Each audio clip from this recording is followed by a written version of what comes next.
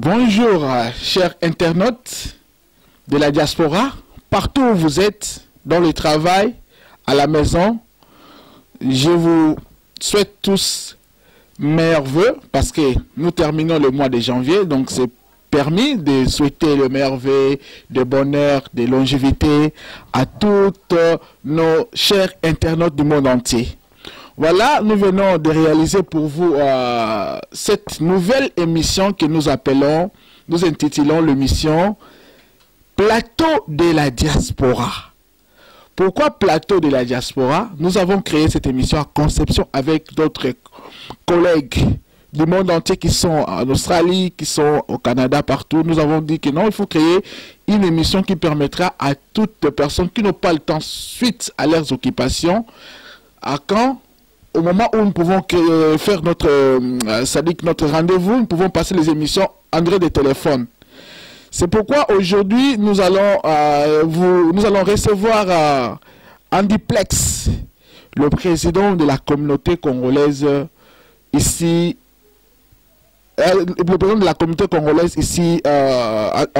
il y a vraiment beaucoup de problèmes qui se passent après les élections de la République démocratique du Congo que la CENI a organisées.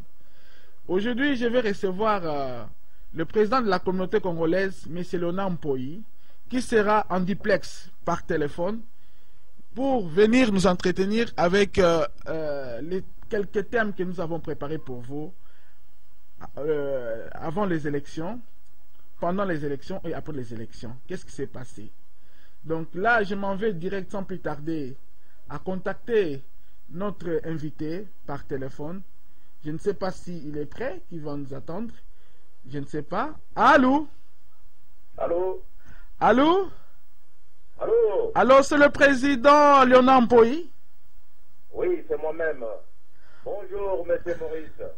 Oh, bonjour président, bonjour. Je suis très content que vous soyez la première personne à passer dans cette émission Plateau de la diaspora. Cette émission est conçue pour nous, pour vous, toute personne résidant en dehors de la République démocratique du Congo, de venir donner ce point de vue, participer de la reconstruction, du développement de la République démocratique du Congo. Alors, vraiment merci pour votre disponibilité d'accepter de passer à cette émission Plateau de la diaspora qui est animée par Maurice Premier, qui est votre humble serviteur, le responsable du site Congo Yassika, et aussi qui travaille avec Congo Mikili et Congo Number One. Je profite par cela, Président, si vous pouvez me donner une minute de saluer la bravoure de nos collègues qui sont éparpillés dans le monde entier. Là, je vais citer Yves Kabamba, qui est de l'autre côté du Canada, le responsable de Congo Mikili. Là, je profite aussi de saluer Maktabou, qui est aussi responsable de Congo Number One, ainsi que tous les compatriotes du monde entier. Voilà, nous avons conçu cette émission pour permettre à ceux-là, souvent la journée, qui sont très occupés, de trouver quand même l'occasion de donner leur point de vue. Donc c'est le plateau de la diaspora. Nous ne sommes pas en train de choisir des gens. Toute personne qui a une idée, qui a sa contribution pour l'édifice de notre nation, ils sont permis de venir participer à cette émission. Président, sans plus tarder, vous êtes très occupé là où je vous prends, là vous êtes au travail. Donc je m'en vais directement à avoir un peu une idée, si tu peux me donner, si tu me fais la lecture de ce qui se passe aujourd'hui à la République démocratique du Congo, avant les élections, pendant les élections et après les élections. Si vous me faites un peu une lecture brève, afin que nous puissions aller dans le vif de notre sujet. Là, on vous écoute, cher président. Merci beaucoup. Merci de m'avoir accordé la parole sur votre antenne. La situation au Congo, Kinshasa, c'est une situation catastrophique. Comme tout le monde le sait, et moi-même bien sûr, le Congo, depuis 1996, pour les Congolais, 96, il y a eu la guerre. La guerre dirigée par l'AFDEL. L'AFDEL est entrée par la force, d'appui le pouvoir, En prenant le pouvoir, l'AFDEL a ignoré totalement le peuple congolais. M. Kabila, le père qui avait mené cette action avec le Rwandais, il a été tué par ceux-là qui l'ont amené au pouvoir. Nous voici un événement en plus. M. Kabila le jeune, Joseph, a pris le pouvoir. Il prend le pouvoir, toujours par la même méthode, par la force, et jusqu'aujourd'hui, il veut se maintenir au pouvoir, malgré que le peuple congolais n'est pas satisfait de son bilan. Voilà, en quelque sorte, ce qui se passe actuellement au Congo. Après la guerre, le Congo voulait avoir la paix, et par la paix, il fallait qu'il puisse rétablir la confiance. Cette confiance entre le peuple congolais et les nouveaux dirigeants. Les élections ont été organisées, mal organisées, malgré que ça a été mal organisé, et les élections, le résultat des urnes ont donné raison plutôt au peuple congolais en choisissant M. Etienne Tshisekedi Wambulumba, le président élu de la République démocratique du Congo. Et nous avons remarqué ce qui s'est passé actuellement, c'est-à-dire que M. Joseph Kabila, il veut à tout prix se maintenir au pouvoir, en complicité bien sûr avec la CENI, la Cour suprême, qui est les officines privées de M. Kabila. Ils ont proclamé ce dernier le président de la République. Et le peuple tout entier, le peuple congolais, conteste ces élections, conteste le résultat qui donne la victoire à M. Kabila. La preuve en est que tout le peuple se trouve dans le rue, et pourtant Kabila dit qu'il a gagné les élections. C'est vraiment une logique à contresens, puisque le peuple dit que ce n'est pas Kabila qui a gagné les élections. Et aujourd'hui, nous en sommes là. C'est ainsi que nous, de la diaspora, nous sommes en train de faire un appel à la résistance citoyenne active et participative. Allô, président, je ne vais pas vous couper. Nous voulons enfin que nos chers internautes puissent vraiment comprendre notre débat. Président, vous avez bien dit, vous venez de dire que c'est le président élu du peuple, Etienne Tshisekedi, qui a passé aux élections. Mais nous suivons les informations en provenance de la République démocratique du Congo par la majorité présidentielle qui brandissent la CENI et la Cour constitutionnelle comme des voix égales pour dire que le président a été élu ou pas. Mais le résultat que vous êtes en train de reléguer ici maintenant, comment nous pouvons dire que ces résultats sont légaux? Le résultat donné par la CENI, ce sont de résultats imaginaires. Pourquoi? Je m'explique. D'abord, avant le processus électoral, il y a eu de faits criminels qui ont été commis par M. Kabila. Et ces faits criminels devraient en principe faire que les élections ou la candidature de M. Kabila puisse faire l'objet de l'annulation. Le premier fait, le dédoublement d'enregistrement de M. Kabila, c'est contre la loi. Deuxième fait, l'utilisation abusive de ressources humaines, naturelles et financières de l'État à des fins de sa propagande. Ça se trouve dans la loi, c'est contraire à la loi. Pour ceux-là qui connaissent, qui lisent un peu mieux la Constitution, c'est l'article 36 de la Constitution qui réprime cela. Il y a eu également des affichages des effigies de M. Kabila sur les édifices publics. Il y a eu même, c'est interdit également par la loi. Il y a eu l'attentat très grave à la liberté la personne de M. Tshisekedi, qui était également un candidat. Donc, tout ces faits justifient à suffisance même le bourrage des urnes par les autorités politiques de la majorité. Ils sont allés pour bourrer les urnes. Je vous dis que c'est une tricherie, c'est une fraude qui est réprimée également par la loi. Je suis en train d'énumérer le fait pour vous montrer combien ces élections ont été entachées d'irrégularité. Alors, président, oui. Président, je vous coupe pas la parole. Tout ce que vous êtes en train de dire là, tout le monde connaît. Il y avait eu la présence des observateurs internationaux qui ont relégué tout ça, qui ont énuméré tout ce que vous venez de dire là. La tricherie, bourrage des urnes, et les irrégularités. Mais en fait, ils ont dit, mais cela ne pourrait pas empêcher l'ordre d'arriver. Alors, comment vous trouvez cela? Il n'y a que la communauté internationale qui peut faire ce genre de calcul. Bon, c'est vraiment odieux de faire ce genre de déclaration par le ministre des Affaires étrangères belge. Lorsque un étudiant, un élève fraude un examen, son examen est annulé.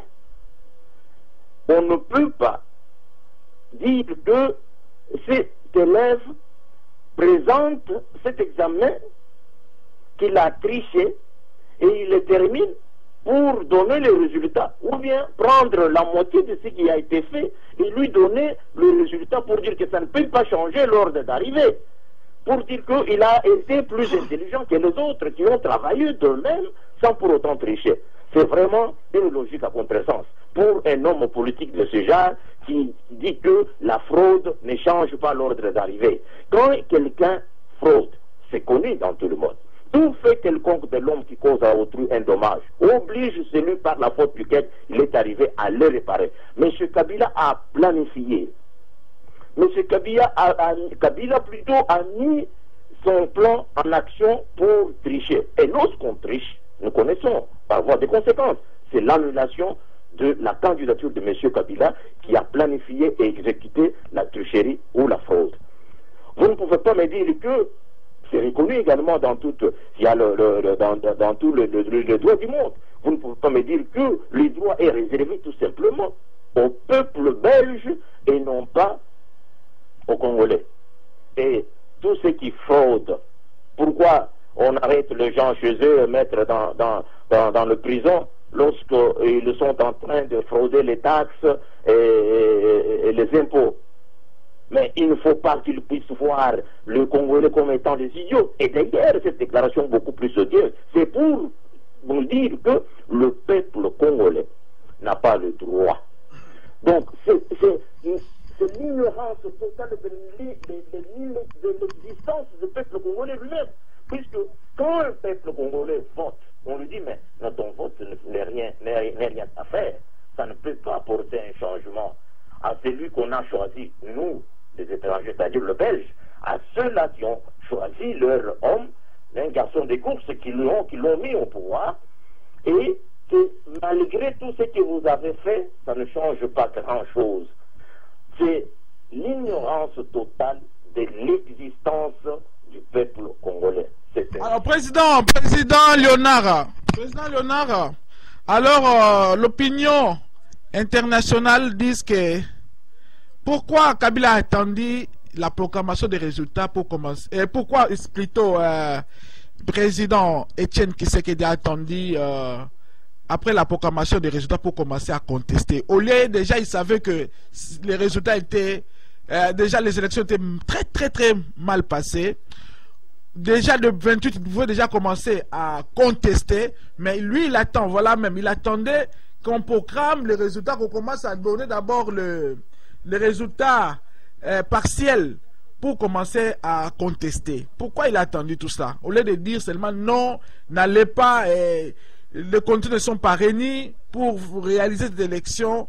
Mais pourquoi il a attendu vraiment après tout ça et pour commencer à contester?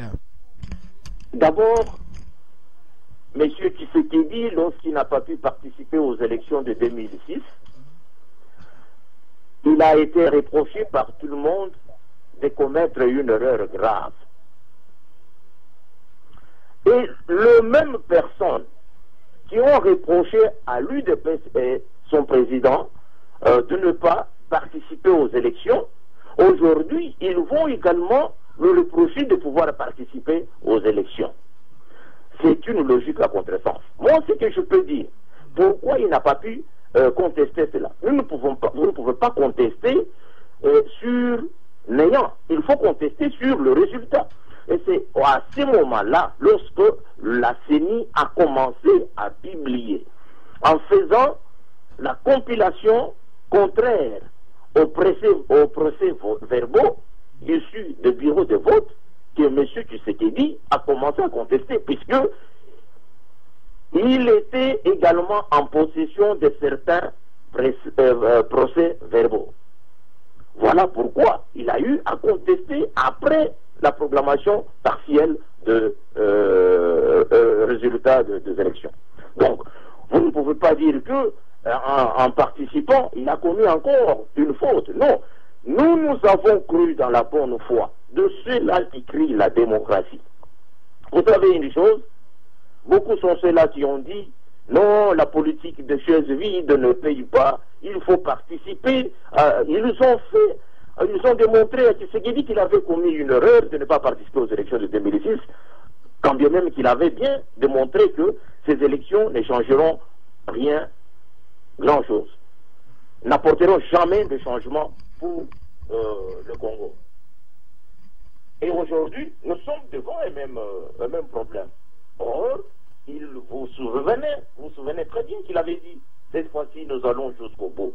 C'est ainsi que le peuple congolais est déterminé, avec lui bien sûr, pour aller jusqu'au bout. Aller jusqu'au bout, c'est-à-dire aller chercher la victoire. Cette victoire pour laquelle le peuple congolais s'est déplacé pour mettre son bulletin de vote dans les urnes, dans le but de pouvoir voter celui qu'il veut. Celui que le peuple congolais a voté, c'est Etienne Tshisekedi Mulumba, qui est le président élu. Tout le monde le connaît, même Kabila lui-même le sait. Il a dit qu'il y avait des erreurs, en reconnaissant qu'il y avait des erreurs. Et ces erreurs, en droit, entraînent l'annulité plutôt des élections. C'est clair. Moi, je ne vois pas comment nous pouvons changer les notions de droit et les appliquer pour les uns et pas pour les autres. Donc, il n'y a pas lieu de distinguer lorsque la loi ne distingue pas. Nous avons dit ceci, il y a eu de l'irrégularité, il y a eu la fraude, et cette fraude qui justifie la délinquance politique de M. Kabila doit être sanctionnée. C'est-à-dire, la Cour de justice, la Cour suprême de justice devrait en principe dire le droit en sanctionnant M. Kabila qui avait triché, c'est-à-dire l'annulation de la candidature de M. Kabila. Pour nous, M. Kabila n'a pas gagné, il devrait en principe être sanctionné par la loi. Il est d'ailleurs hors la loi. En principe être sanctionné par la loi. Il est d'ailleurs hors la loi et il ne peut pas gérer le Congo par la fraude. Président, nous sommes en train de suivre comme tout le monde, comme tout Congolais, l'éveil patriotisme au milieu de la diaspora congolaise. La position de l'Église catholique, des pressions de quelques ONG sur la CENI. Mais jusqu'à présent, il n'y a aucun changement.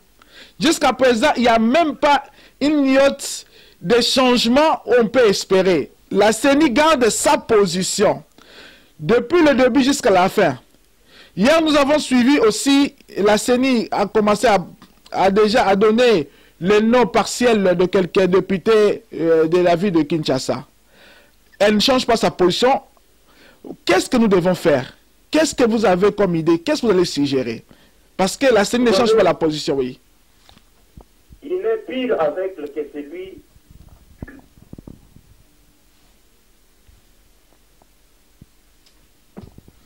Allô? Attends.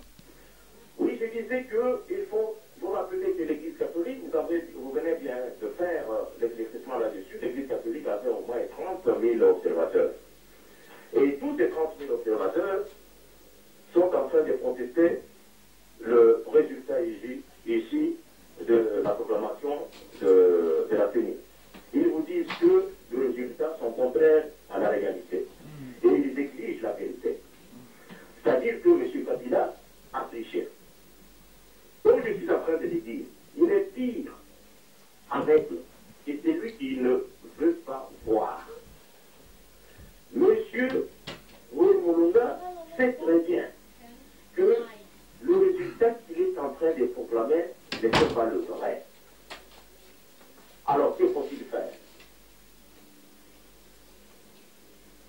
le peuple congolais doit partir à la recherche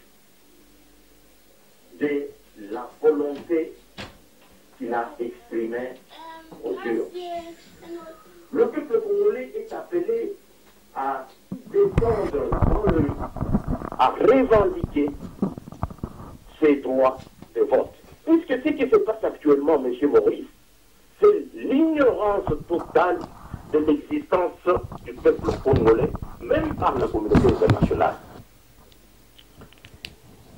Cette communauté internationale se fie complètement du droit de vivre d'un peuple congolais au profit de ses intérêts, au profit du garçon de course qu'elle a mis au pouvoir à Kinshasa, qui est au service de lui donner tout ce que le Congo produit. Mais le problème du Congo, pour le moment, c'est les Congolais eux-mêmes qui doivent résoudre ces problèmes sans la communauté internationale. Car nous avons fait appel à la communauté internationale, vous savez, partout dans tout ce qui se passe. Nous avons vu ce qui se passe en Russie, la communauté internationale est impliquée, Mme Clinton est impliquée, sont en train de démontrer combien il y a eu de tricheries. Dans les élections de la Côte d'Ivoire, la même chose. Dans tout ce qui se passe partout, il y a eu l'intervention de la soi-disant communauté internationale. Mais ces silences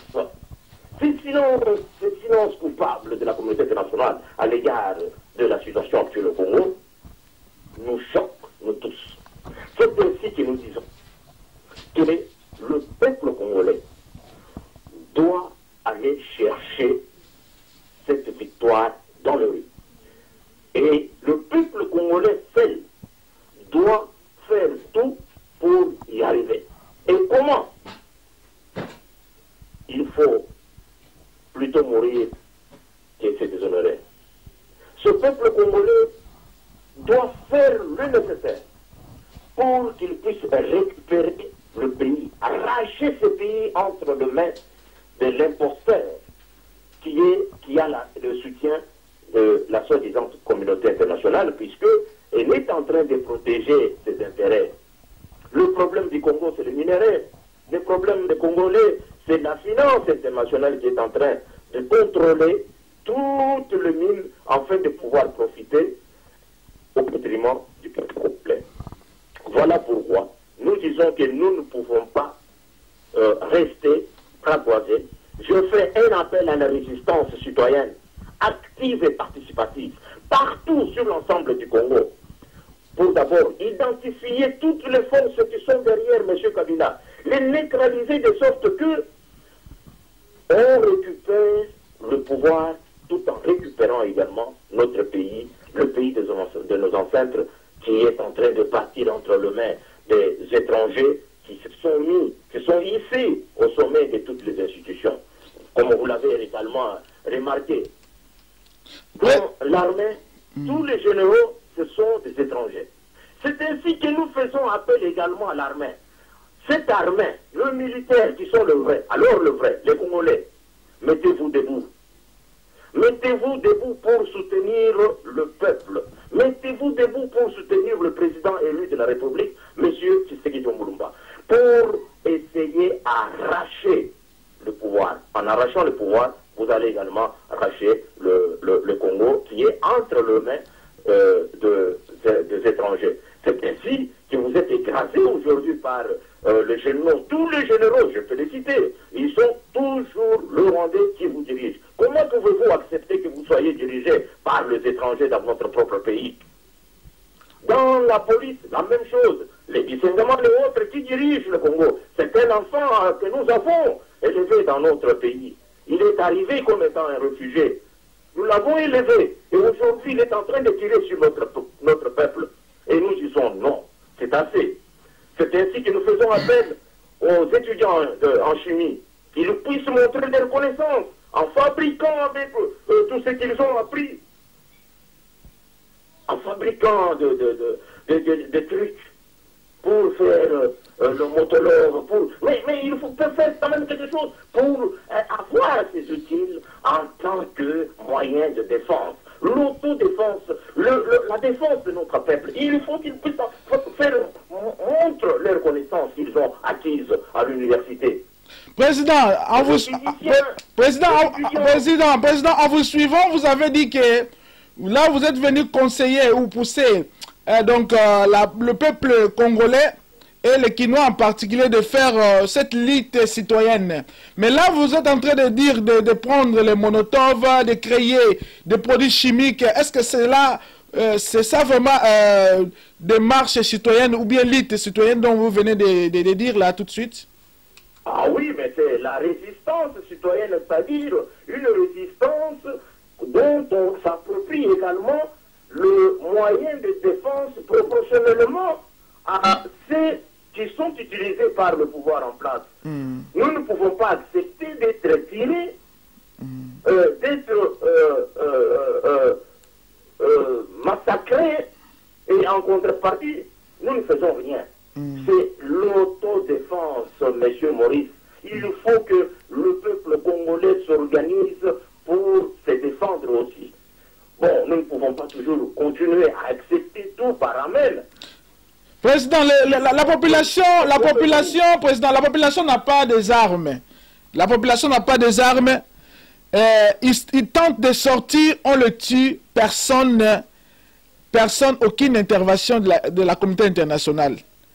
Elle est complice. Oui. La communauté internationale est complice.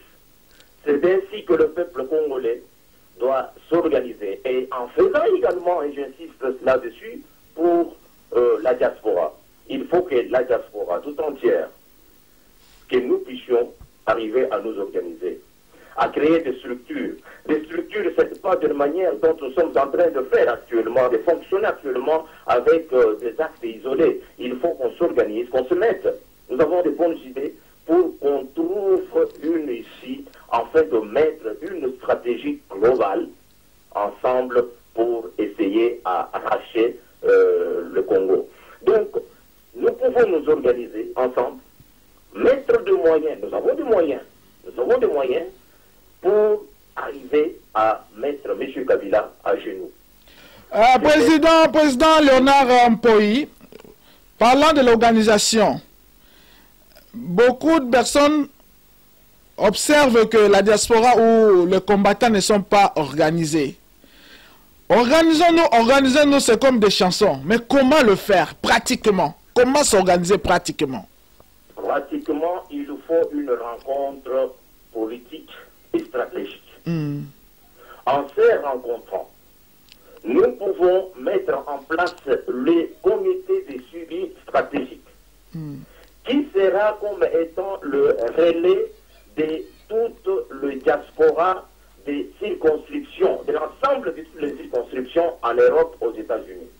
Ce comité de suivi va faire de sorte qu'il crée un contact permanent avec Kinshasa et avec tous ceux qui sont en Afrique. Nous avons également des diasporas très fortes en Afrique, dans tous les pays limitrophes. Nous pouvons, avec l'organisation, quand je parle de l'organisation, je vois également l'organisation financière, qui peut nous permettre de nous déplacer pour mettre des structures viables à pouvoir organiser ceux qui sont à l'intérieur, puisqu'ils ont besoin de manger, ils ont besoin de s'organiser, ils ont besoin de transport, ils ont besoin... Pour faire tout ce qu'il faut faire sur place, ils ont besoin d'argent. Et le peuple qui ne travaille pas, qui est mis en chômage, il ne peut pas arriver à s'organiser et à répondre à tout appel que M. le Président est en train de faire actuellement sans qu'il ait le moyen financier important. Alors, c'est ainsi que la diaspora peut porter main à notre population et à prendre également des mesures qui conviennent à pouvoir étouffer le régime de M. Kabila de fonctionner normalement. Voilà pourquoi moi je fais appel à la diaspora de s'organiser. L'organisation ne veut pas dire qu'au Canada on organise une manifestation, on fait des autres, des actes. Non, l'organisation veut dire qu'on se rencontre, on crée une structure commune et toute la diaspora repose leur espoir dans ces comités qu'ils ont mis en place pour pouvoir gérer maintenant et coordonner toutes les activités. activités qui doivent en principe être mises en place. Donc c'est comme ça. C'est comme ça que nous pouvons fonctionner. Si nous ne pouvons pas fonctionner dans une structure bien coordonnée, je crois que nous resterons pour longtemps également dans l'opposition en train de crier tel que nous sommes en train de crier. Alors, moi je demanderais qu'on puisse se rencontrer sitôt que possible et mettre en place un comité de suivi politique et stratégique pour arracher le pouvoir que le peuple a déjà donné à M. Tshisekedi. Président, parlant de l'organisation, est-ce que vous-même, en tant que président de la communauté congolaise ici, en Norvège, vous êtes en contact avec les têtes d'affiche qui sortent un peu de la France, de la Belgique, de l'Australie, de l'Afrique du Sud? Est-ce que vous êtes quand même en contact avec eux? J'ai déjà recensé un certain nombre de gens sur la liste que je possède personnellement et les gens qui répondent à mon message, puisque il y a ceux-là qui disent qu'il ne faut pas dévoiler notre stratégie, mais si on ne le fait pas et qu'on n'a pas une structure pour pouvoir réfléchir et faire sortir ce genre de stratégie, nous allons tourner toujours en rond. C'est ainsi que je le provoque, même sur la liste de l'UDPS et dans le cadre général de tous les membres de la diaspora. Enfin, mais je vois qu'il y a des gens qui répondent au message, qui sont prêts également à pouvoir s'organiser de la manière dont je suis en train de vous parler actuellement. Donc, et il y a déjà des gens, beaucoup de gens se sont déjà prononcés là-dessus. Je crois que nous sommes dans une bonne voie. Et même au niveau de Kinshasa, au niveau de l'ensemble du Congo, j'ai eu beaucoup de messages qui prouvent à suffisance. Beaucoup sont ceux-là qui me demandent également si je suis un militaire après avoir dévoilé quelques stratégies qui peuvent mettre ou affaiblir Kabila, mettre Kabila à genoux. Alors, parlons de la position de l'Église catholique. La majorité présidentielle dit que le catholique n'est pas au milieu du village. Comment vous trouvez cela? Oui, catholique, pour le moment, l'Église catholique a fait son travail. Un travail énorme, un travail à apprécier, à féliciter.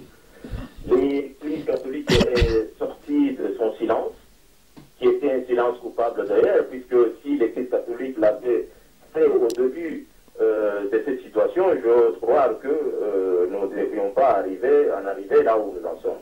Mais il faut bien tard que jamais, l'Église catholique s'est ressaisie et pour le moment, nous pouvons que nous en féliciter.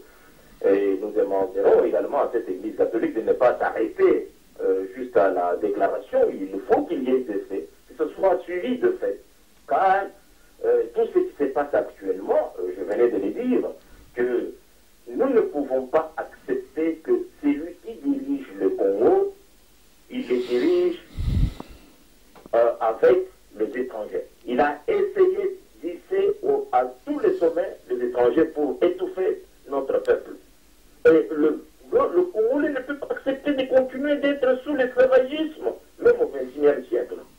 Vous pouvez remarquer, M. Maurice, dans toutes les institutions financières, économiques, politiques, il n'y a que les étrangers. C'est-à-dire que la vie politique est claire, que le peuple congolais doit se mettre debout. Nous avons recensé tous ceux qui se trouvent dans l'armée, les généraux. Nous les avons tous recensés. Alors, nous connaissons très bien, vous et moi, qui ne sont pas les Congolais. Dans les institutions douanières, dans les institutions financières, nous les avons tous recensés. Ils ne sont pas les Congolais. Ils ne sont pas le vrai. Pourquoi le Congolais, est-ce qu'il ne mérite pas ces endroits-là? C'est pour vous dire que tous ceux qui sont au service des institutions politiques ne répondent pas à l'inspiration de notre peuple. La preuve en est que tous les contrats qui ont été signés, les contrats miniers, c'est au profit de ces sociétés. C'est au profit de ceux qui sont au pouvoir, de ceux qui signent ces contrats. Le peuple congolais ne reçoit aucune miette, sauf la misère, sauf la souffrance, sauf le chômage. c'est tout ce que le peuple congolais peut récolter. Et cette fois-ci, nous disons non. C'est ainsi que nous faisons également encore une fois de plus l'appel à la résistance citoyenne active. Il faut que nous soyons dans le rue. Et je demanderai également au président élu de pouvoir prendre deux mesures qui s'imposent. Qu'il entre en action. Et à chaque fois, il faut qu'il démonétise la monnaie, le franc congolais. Il faut que ces francs soient démonétisés pour prouver sa puissance sur le terrain. Que jusqu'à nouvel ordre, que ce peuple puisse utiliser le dollar. Et c'est là pour paralyser également le pouvoir d'achat. Il faut qu'il démontre sa puissance sur le terrain, sur le plan économique. Puisque quand il y a une crise politique, il faut créer une crise de légitimité économique afin que le peuple sache et que la communauté internationale se rende compte que la légitimité n'est pas dans le camp de Kabila, mais la légitimité est dans le camp de M. Tshisekedi Omulumba. Puisque le peuple va agir, va refuser cette monnaie, c'est-à-dire va dévaloriser la monnaie qui est en place, la monnaie congolaise. Président, l'État... acceptant le dollar jusqu'à nouvel ordre. Afin que quand nous allons reprendre le peuple, c'est-à-dire l'État d'Israël, quand ils vont prendre le pouvoir, il en créera une autre monnaie qui sera utilisée au Congo. Président, l'État nous presse, nous sommes presque à la fin de notre émission Plateau de la diaspora. Parlons de marche que l'Église catholique organise le 16 février 2012. Alors, l'appel est lancé par le prêtre des catholiques que toutes les diasporas soient mobilisées partout où les diasporas se trouvent, partout dans le monde entier, qui se mobilisent comme un seul homme pour faire pression à la communauté internationale afin que la vérité des urnes soit écoutée. Alors, quelle est votre préparation? Quelle est votre, disons, qu'est-ce que vous êtes en train de faire concrètement ici en Norvège? Est-ce qu'il y aura-t-il une marche le 16 février? Vous savez, la marche, on peut l'organiser. Et à chaque fois qu'on fait quelque chose, il faut s'attendre à l'impact. Il faut s'attendre au résultat.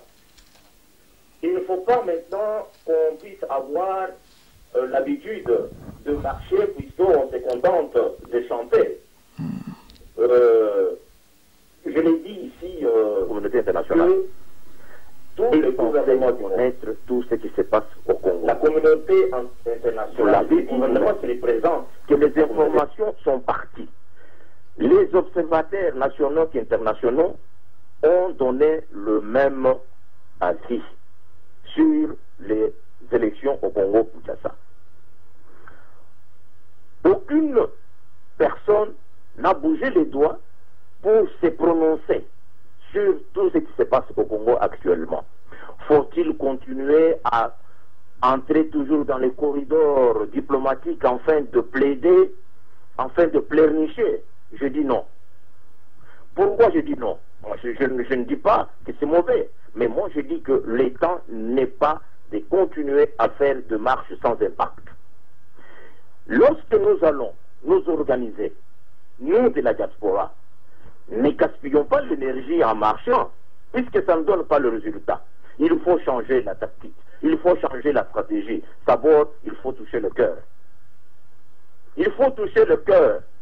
Lorsque ces gens, auprès de qui nous allons déposer le mémo, ils vont entendre que leurs représentants qui sont au Congo sont en train de faire des valises pour quitter le Congo, puisqu'ils sont maltraités, ou le bal les ont touchés, ou quoi que ce soit. Donc à ce moment-là, la communauté internationale va s'intéresser à la cause du Congo. Puisque pour le moment, le peuple congolais n'existe pas. C'est une ignorance totale de l'existence d'un peuple congolais.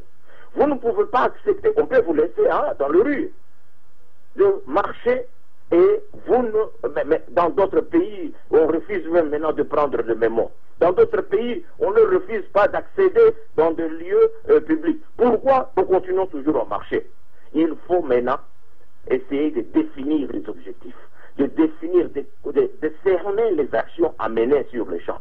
Il faut que leurs sociétés qui sont là-bas soient touchées. Ceux qui exploitent le minerai, qu'ils attendent le résultat, qu'ils attendent de l'argent ici. Il faut que ces sociétés-là soient touchées. Il faut que ces sociétés-là, il faut les identifier et frapper fort. Et quand on frappe, à ce moment-là, la communauté internationale va nous appeler, on va s'attabler, on va nous demander, mais qu'est-ce que vous voulez? On peut entrer maintenant dans la danse de négociation, on va passer maintenant dans la discussion. Mais aussi longtemps que nous marchons, nous retournons à la maison, nous marchons, nous retournons à la maison, on va nous laisser toujours dans la rue jusqu'à ce que nous serons fatigués. Et après, on va en faire arrêt comme on est en train de le faire exactement. Alors c'est ainsi, Monsieur Maurice, c'est ainsi qu'il faut que nous nous organisons. Nous ne refusons pas de marcher. Mais quel est l'impact de la marche? La démonstration. Quel sera notre impact? C'est ça le problème.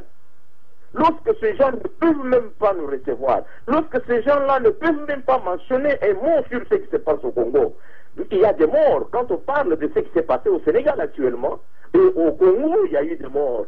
Il y a des policiers qui ont été blessés, qui gardaient M. Tshisekedi, qui sont dans des hôpitaux. Mais personne n'en parle, même pas. Si tu regardes toutes les chaînes de télévision, on n'en parle même pas. C'est-à-dire qu'il y a un complot de la communauté internationale. Et cette communauté internationale, pour arriver à pouvoir négocier avec elle, il faut qu'elle sente que nous avons une force. Et je le répète, le pouvoir, c'est le rapport de force.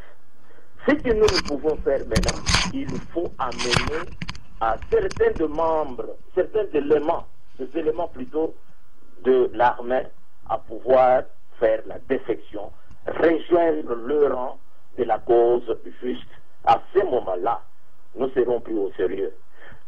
Et au moment où nous allons simplement marcher, à l'étranger, ça n'a pas d'impact. Et quelqu'un l'a dit sur l'Internet, pourrions-nous prendre tous ceux qui sont dans la diaspora, l'amener à Kinshasa pour la prise du pouvoir? Et c'est la manière dont ceux qui sont de l'étranger marchent et sont déterminés à arracher le pouvoir. Si ça devrait se faire à Kinshasa, ça, je crois que nous ne pouvons pas continuer la marche aujourd'hui. On aurait dû déjà prendre le pouvoir. Mais il faut maintenant changer de tactique. Il faut changer la stratégie. L'autre stratégie, c'est qu'il faut frapper au cœur. Il faut frapper tous ceux qui sont là-bas. Et à ce moment-là, ils vont crier et on va entendre leur cri ici. Nous allons nous attabler pour essayer. Merci, Président. Nous sommes à la fin de notre émission. Je pense que votre message est écouté. Alors, si vous avez un mot de la fin pour clôturer cette émission. Oui, le mot de la fin, c'est un appel à la résistance citoyenne. Il faut que tous les politiciens, qui ne s'attendent pas tout simplement au moment des élections pour venir nous prouver qu'ils sont les loulas de l'Afrique, il faut qu'ils participent. Il faut qu'ils répondent à l'aspiration profonde de notre peuple. Notre peuple a soif de la démocratie. Notre peuple a soif de la liberté. Que ces gens-là joignent le peuple. Que ces gens-là joignent le peuple. En joignant le peuple, vous allez également vous considérer comme étant dans le méandre du peuple. L'élite intellectuelle. Jusqu'à présent, nous n'avons pas vu une élite intellectuelle qui a fait son travail. Nous avons cette élite intellectuelle partout dans le monde. Le grand professeur d'université, ces professeurs qui ont donné cours à Obama, à Sarkozy, aux autres, qui enseignent dans les universités, dans le fond, dans Sorbonne, à Harvard, partout. Nous n'avons jamais vu même une petite pétition pour montrer leur amour, leur esprit patriotique à l'égard du Congo. Ils n'ont même pas fait une pétition pour influencer le milieu politique, pour influencer les lobbies, ces lobbies que nous appelons aujourd'hui la communauté internationale. Et pourtant, ils peuvent faire une analyse objective en tant que l'élite intellectuelle pour amener le peuple congolais à la victoire qu'il a exprimée aux urnes le 28 novembre 2011. Et je fais également appel à cette élite intellectuelle de pouvoir se montrer qu'ils sont à la hauteur de ce qu'ils représentent. Ce qu'ils ont envoyé à l'école n'avaient pas étudié. Ce sont ceux-là, nos parents, qui souffrent au pays, qui ont fini le travail, mais qui ne reçoivent pas la pension. C'est tout simplement tout ce que nous leur demandons, de démontrer que nos parents ont eu la pension, mais ne reçoivent rien. Que nos parents, aujourd'hui, ils sont là, ils n'ont même pas le social. Ils ne peuvent même pas se procurer le soin. Et c'est l'élite intellectuelle.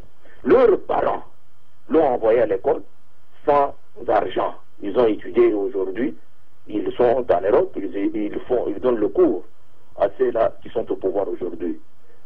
Et pourtant, ils peuvent facilement influencer la politique internationale. Merci. Le peuple congolais. Je leur demande du courage. Je sais combien il est difficile, mais il faut descendre dans le rue. Il faut revendiquer vos droits. Vivre vos droits, c'est savoir le revendiquer. Ne vous fatiguez pas, n'ayez pas peur, nous sommes derrière vous. Et nous disons, il est beau et doux de mourir pour la patrie. Et nous sommes déterminés à mourir. Nous sommes déterminés à donner notre sang pour le Congo. Le Congo, c'est notre cause. Alors, vous, le président de la République, oui. Faut entrer en action. Vous avez tout le peuple derrière vous. Nous vous demandons de continuer à gérer le Congo conformément à l'aspiration profonde de notre peuple. L'autre peuple vous a reconnu, vous a donné ses prérogatives et il faut les utiliser pour pouvoir nous amener à la victoire finale. Et nous sommes prêts à répondre à tout appel que vous allez lancer pour que vous arriviez à la guerre finale. Alors, merci. Merci, monsieur Léonard Mpoyi, le président de la communauté congolaise ici, en Norvège. Merci pour avoir accepté de participer à notre émission Plateau de la diaspora. Merci beaucoup. Alors, merci, chers internautes. Là, nous avons suivi le président Léonard Mpoyi qui a amené un message très, très, très important sur la résistance citoyenneté pour chasser ou pour revendiquer les droits des élections.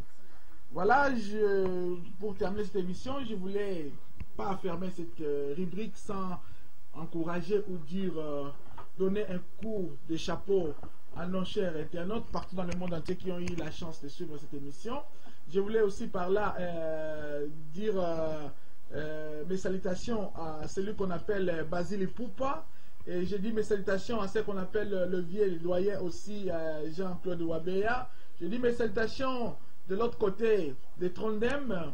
Là-bas, je vois M. Willy, je vois Che Guevara, je vois tout la diaspora congolaise de Trondheim. Je vous salue tous. Et je salue mes amis de Oslo, partout ailleurs qui sont en Norvège, sans oublier nos chers responsables combattants qui sont aussi de l'autre côté de l'Europe centrale. Là, je cite Yuyu Mutumosi, je vois Henri Moquet, je vois...